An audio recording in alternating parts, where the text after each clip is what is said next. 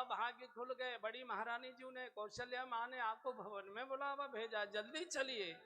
शिव तो रो पड़े, साधना न व्यर्थ कभी जाती, चलकर ही मंजिल मिल पाती। भगवान के लिए बहाया गया एक भी आंसू कभी व्यर्थ नहीं जाता, और दुनिया के लिए गिराए गए आंसुओं के ढेर कभी सार्थक नहीं हुआ करते। जहां रोना चाहिए वहां रोते नहीं है, जहां हंसना चाहिए वहां रोना शुरू कर देते।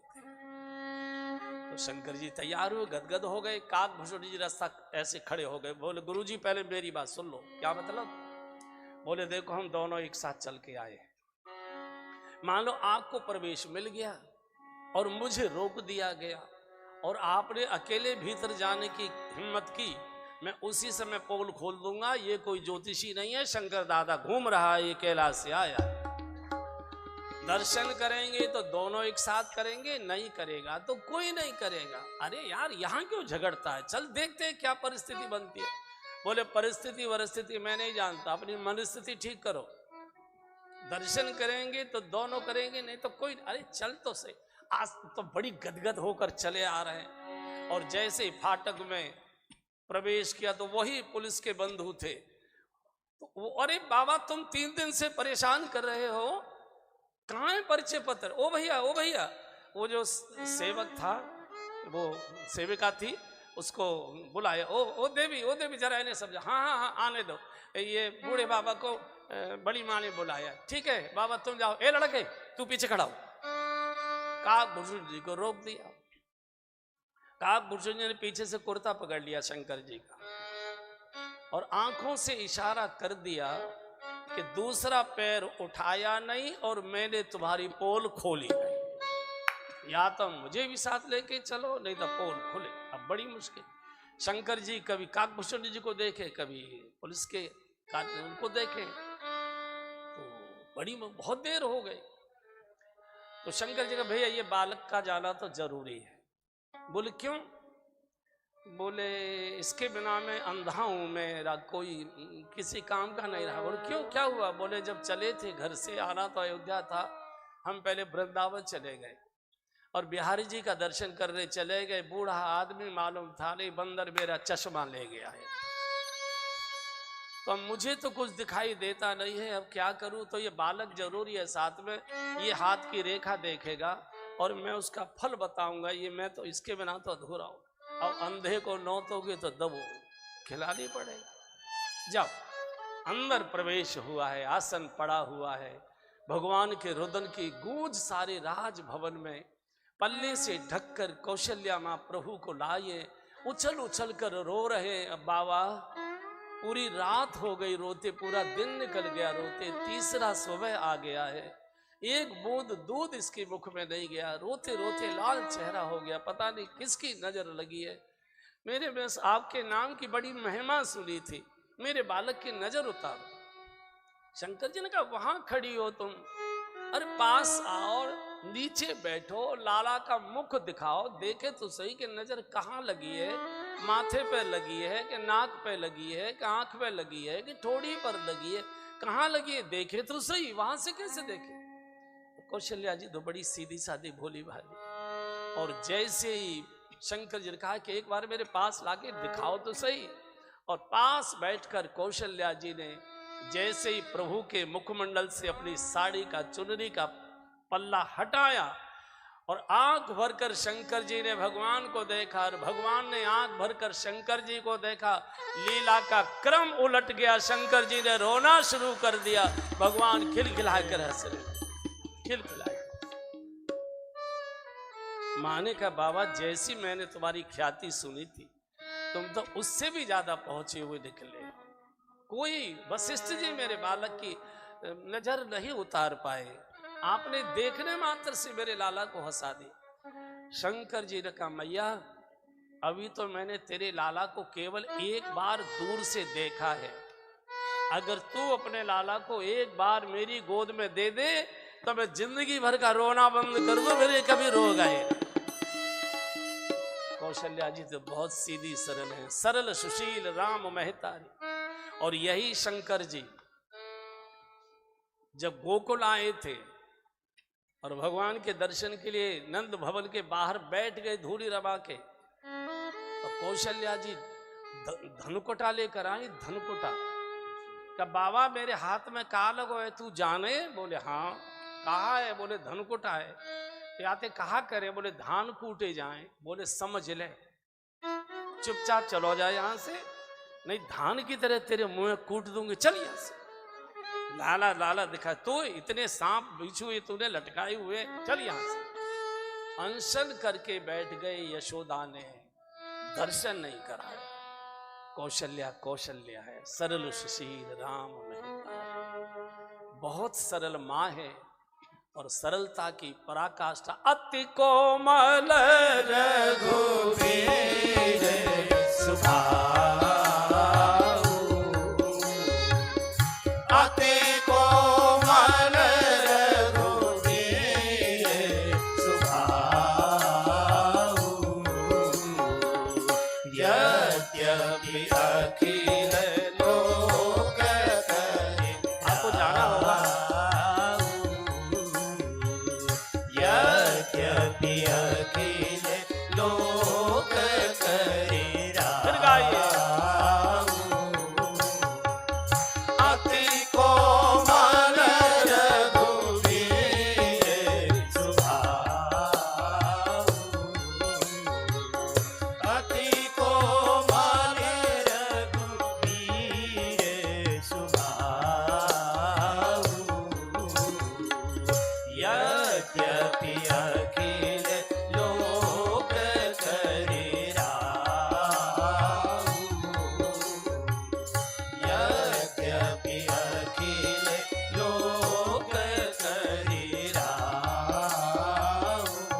हाँ जी, यद्यपि अखिल लोक करे राम। सरल माँ के गर्भ से सरल ठाकुर आया है, तीखी माँ के गर्भ से तीखा ठाकुर आता है। चारों भाइयों का नामकरण हुआ, अनेक प्रकार के कर्ण छेदन, यज्ञोपवीत आदि सब संस्कार हुए। प्रभु थोड़े बड़े हो गए, भाइयों के साथ विचरण करते, घूमने जाते। नगर की माताएं सड़कों पर घर के काम छोड़कर सड़कों पर खड़ी हो जाती है अपने अपने द्वार के पास।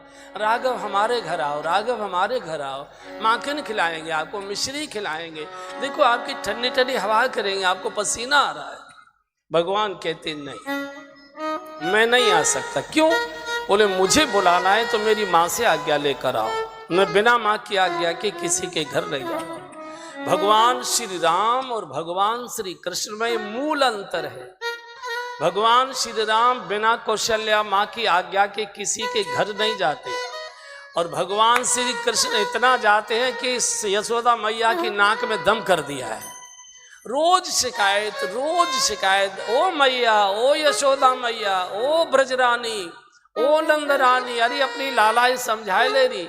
कोई कहे मेरी मटकी फोड़े आया, कोई कहे मेरा बछड़ा खोले आया, सब दूध पी गयो, कोई कहे कि मेरा बालक सो रहो इतनी जोर से नौचे आयो, अभी तक रो रहो। यशोदा मैया तो सिर पकड़ कर बैठ जाती है, बहनाओ तुम दद बारे बारे कैसे पाल रही है, बिजबारे अकेले नहीं, मेरी नाक में दम करती। माँ कहती है मैं कितना पीटूं, क्या करूं, मेरे बस की बात नहीं है। तुम अपने माखन की मटकी को छुपा के रखा करो, जाएगा नहीं दिखाई देगा, लौट आएगा। गोपियां कहती है मैया क्या तू समझती है सारी बुद्धि विधाता ने तुझे ही दे दी है क्या? तू क्या समझती है हमने मटकी को अंधेरे में छुपा के रखा नहीं होगा क्या? बोले फिर ये कैसे ढूंढ लेता है? गोपियां कहती है माँ पता नहीं तेरे लाला में क्या करामात है, हम कितने भी अंधेरे कोठे के कोने में जाकर छुपा के रखे, जैसे ही तेरा लाला वहां जाता है वहां अंधेरा रहता ही नहीं है, प्रकाश ही प्रकाश हो जाता है, देख लेता है। निशा कवन विधि हो, रात हो तो हो कैसे, भगवान जब प्रकट है तो प्रकाश ही प्रकाश। तो जो बाल लीलाएं रसीली वो तो भगवान श्री कृष्ण की है। कभी श्रीमद् भागवत कथा होगी तो जन्म के अगले दिन बाल लीलाएं बहुत अच्छी सुनाते हैं, मुझे आती भी नहीं है बहुत ज्यादा, लेकिन उनसे सुनिए, बड़ी रस भरी लीलाएं हैं। एक बार गोपियां शिकायत करने जाती है तो यशोदा माँ फटकार देती है, मेरो अकेलो ना है सुहारो तुम्हें, कौन तेरे घर काय को जाएगा माखन का, वैसा है वैसा, बड़ी मुश्किल। और इधर कृष्ण हाथ में नहीं आते, क्यों? कारण क्या था कि इन गोपियों के बालक ही कृष्ण ने फंसा रखे थे अपने प्रेम पाशे में। तो गोपियों ने की मीटिंग की, बूढ़ी बूढ़ी गोपियों की मीटिंग हुई और कहा देखो बहनाओ, खेत क्यार पे तो जानो ही पड़ेगा, काम धाम के लिए तो जानो ही पड़ेगा, तो कब तक घर में बैठ के काम चलेगा, और ये तो हाथ आवे ना है, तो ऐसा करो कि छीके पे ऊंचाई पे मटकी लटका दो अपने, तो उतार ही नहीं सकता है। हो गया, ये हो गया। और सभी गोपियों ने अपनी अपनी उस पर छीके पे लटका के सबने घंटी बांध दी मटकी में, छीके में, कि जैसे आ भी गया मान लो और किसी के कंधे पर चढ़ भी गया तो मटकी हिलेगी, घंटी बजेगी तो दौड़ के पकड़ा जाएगा। ये प्रस्ताव पास हो गया, सबने यही किया। एक दिन एक छोरा जो है कन्हैया के पास, कन्हैया यावगत भाभी घर में ना आए, बड़ा अच्छा मौका है, जल्दी चल। तो अपनी फौज फर्राट लेकर कन्हैया घर में आ गए, और जैसे ही देखा कि मटकी तो लटकी है ऊपर, मक्खन से भरी हुई है, लेकिन घंटी लटक रही है, तो भगवान समझ गए कोई न कोई दाल में काला है। तो भगवान ने हाथ जोड़कर घंटी से कहा, हे घंटी देवी, हमारी हाथ जोड़कर तुमसे प्रार्थना है कि जब तक हम भरपेट माखन न खा लें तब तक तू बजना मत। घंटी ने कहा, महाराज आप सर्वसमर्थ हो, मालिक हो जगत के, मैं काहे को बजूंगी। एक ग्वाले की पीठ पर कंधे पर चढ़ गए और माखन निकाल निकाल कर खिलाने लगे। पहले तो सब बालकों का पेट भर गया, फिर बंदर बुला लिए। भगवान ने बंदरों से लंका के रणांगण में कह दिया था कि यहाँ की थकान तुम्हारी द्वापर में उतारूंगा, चिंता मत करो, वहां आ जाना सबके सब। इसलिए बहुत बंदर इस समय ब्रज में आए हुए हैं, वो उसी समय के हैं। तो बंदरों को खिलाए, बंदर भी छिक गए, गालों में भी भर लिया, इधर उधर चले गए। वो तो ग्वालों ने कहा, कन्हैया भैया अब तू खा। और जैसे ही कन्हैया ने माखन निकाला और होठ को लगाया, टन टन टन टन घंटी बोल गई। ये जो गोपी थी गाय को पानी पिलाने घेर में गई, गैया का रस्सा छोड़कर भागी, बिजमारो मेरी घर में आएगो। और जैसे ही आए वो ऊपर चढ़े हुए थे, माखन में मुंह लगा सना हुआ था, एकदम कान पकड़ लिया, बोले लाला आज आयो हाथ में, रोजाना धोखो दे के जाओ, आज आयो।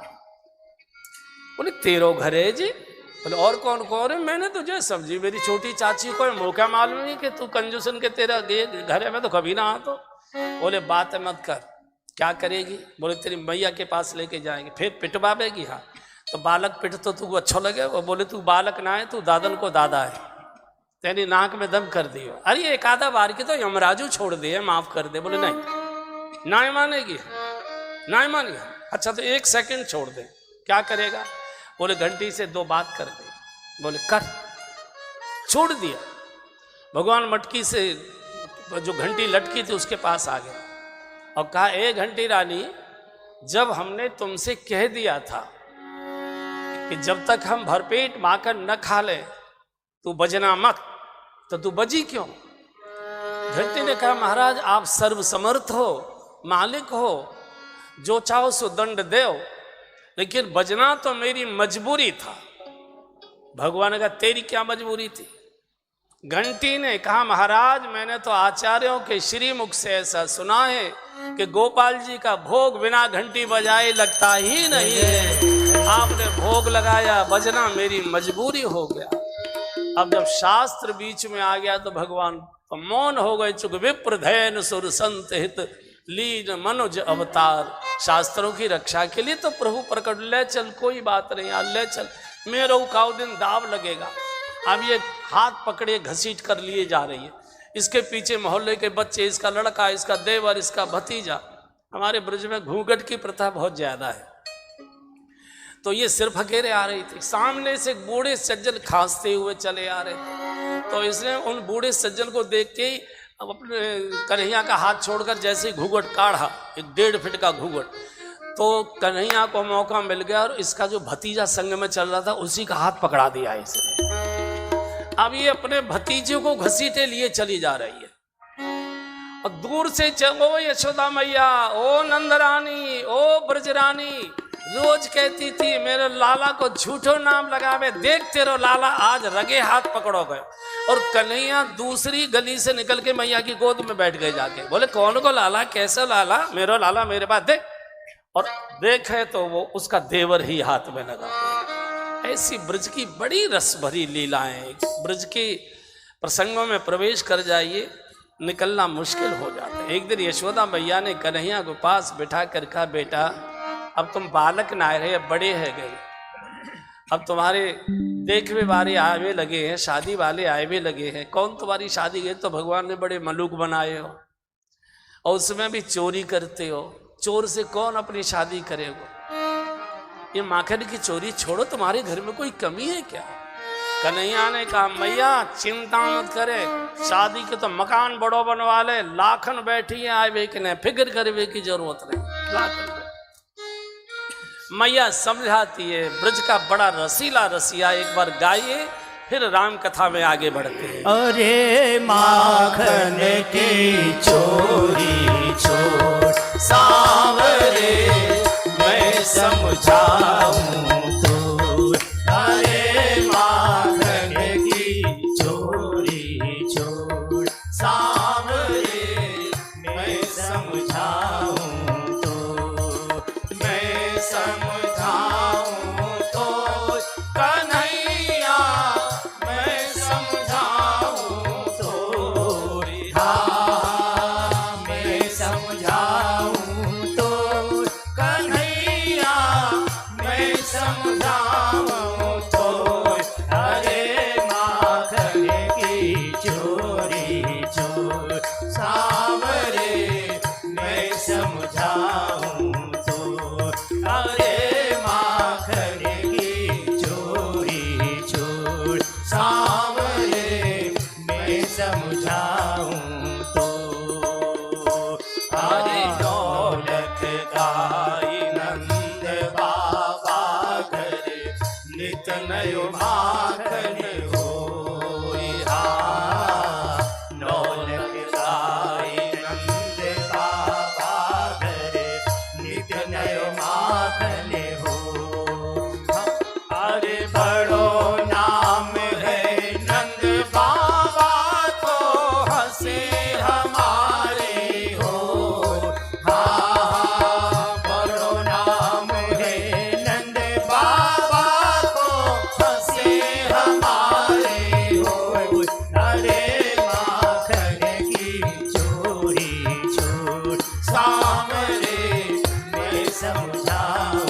तो, अरे माखन की चोरी छोड़ सावरे मैं समझाऊं तो, अरे बरसाने तेरी भैरे सगाई नित नहीं चर जाओ, हाँ बरसाने तेरी भैरे सगाई नित नहीं चर जाओ, अरे बड़े घरन की राज दुलारी नाम धरेंगी तो, हाँ बड़े घरन की राज दुलारी नाम धरेंगी तो, अरे माखन की चोरी छोड़ सावरे मैं समझाऊं तो,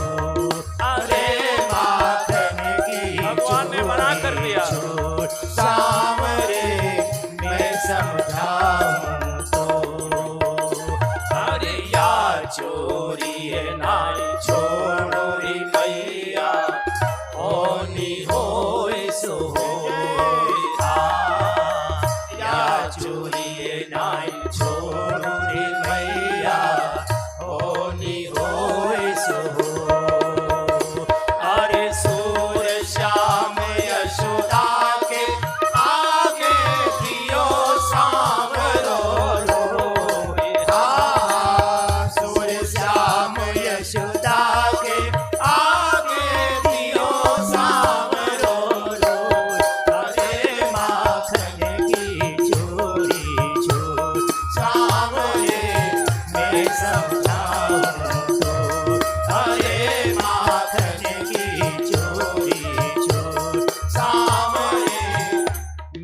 समझाऊं तो।